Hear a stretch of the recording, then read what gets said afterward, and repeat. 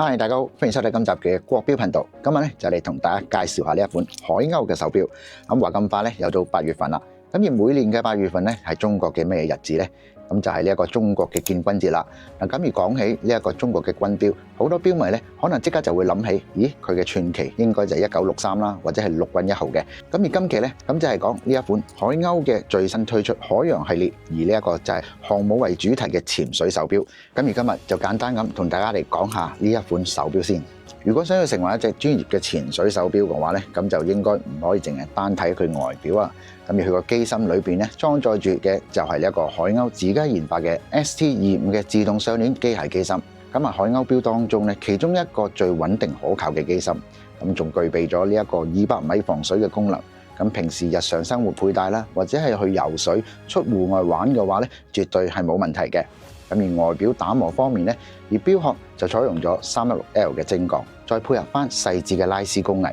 潛水錶圈外圍嘅位置咧，就加入咗呢一個精湛嘅拋光處理，咁再利用唔同層次嘅金屬打磨，咁就帶出咗一般潛水嘅手錶該有嘅質感，完全咁出晒嚟啦。再配合埋精鋼嘅錶帶同埋疊接式嘅錶球，咁而戴上手咧唔會咁容易跌，又夠穩陣。我哋再嚟睇翻呢個手錶嘅直徑。咁而直徑咧就係44.5mm，厚度咧就13.2mm。嗱，咁而成隻手錶最吸睛嘅位置咧就係呢一個錶盤。咁啊，雖然我哋好似睇落去平平無奇嘅顏色，而錶盤嘅顏色設計上邊咧就利用咗海洋藍作為主調，而睇落好似平滑嘅錶盤由深藍慢慢咁過渡性變到呢一個淺藍色，咁完美模擬咗呢一個陽光照射落深海嘅光影效果一樣。喺呢一個深海顏色嘅錶盤之上咧，咁而低調咁勾勒出呢一個航母嘅線條。咁而喺錶盤嘅中間位置咧，亦都做咗一啲少少嘅點綴，就係加入咗呢一個五角星。咁而喺6點位置咧，就刻有 Aircraft Carrier 嘅呢一個字樣，咁即是係航空母艦。咁我哋再喺遠處咁觀看呢一隻手錶嘅錶盤咧，就有一個好似前變藍嘅錶盤。咁但係我哋再拉近啲呢一隻手錶嚟睇睇，我哋再放近呢一隻手錶嚟睇咧，竟然隱藏住一個航空母艦嘅油壓印，咁而低調得嚟咧又有心思，再加上呢一個方形嘅粗字釘刻度，同埋呢一個闊劍形嘅時分針，咁而全部咧都加入咗呢一個藍色嘅夜光塗層，咁而秒針嘅尾端咧就設計成一個戰機嘅造型。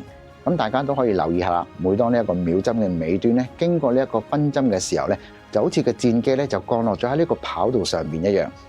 好啦，咁我哋咧就嚟反翻轉呢一隻手錶嘅錶底嚟睇睇先。咁玩嘅就係呢一個大透底嘅設計，咁俾你欣賞晒呢一個機芯嘅運轉啦，同埋機械嘅美感。咁而今次比較特別嘅就係喺錶底玻璃嘅上邊咧，就刻有呢一個我有一顆中國心嘅字樣。嗱，咁講真啦，有好多時候咧，手錶嘅品牌咧講嘅情懷，有時候都會容易過火。咁但係海鷗今次嘅呢一個設計咧，都做得非常之巧妙，冇特別大事嘅標語。咁而今次係將呢一個中國嘅海軍跨越海域、逐浪前行嘅各種大國重器嘅自豪感，而隱約咧融入咗喺呢一個設計裏邊。咁而戴上手咧，唔單止係可以睇時間，仲多咗一份低調嘅獨有情懷。咁總括嚟講咧，而呢一款海鷗嘅航母潛水錶咧，唔單止喺硬件上擁有住佢哋嘅實力，咁而更加難得嘅就係將呢一個軍事嘅工業美學咧，同埋日常配搭，亦都可以融合埋一齊。咁玩味性同埋呢個細緻咧，絕對都係交足功課嘅。咁又唔知道大家對我以上呢一款海鷗嘅航母系列腕錶最新推出嘅呢一款手錶又有咩睇法呢？咁啊記得留言話我知啦。咁如果大家係中意呢一款手錶嘅話咧，不妨去翻我哋嘅佐敦裕華國貨嘅中華國錶度咧，就詢問翻有關嘅詳情。咁如果係唔得閒去到嘅，都係照老規矩，可以致電翻去我哋嘅門市度，咁就查詢翻有關嘅資訊。好啦，咁又係時候要同大家講再見噶啦。今集嘅國錶報道完畢啦，我哋下一集再見，拜。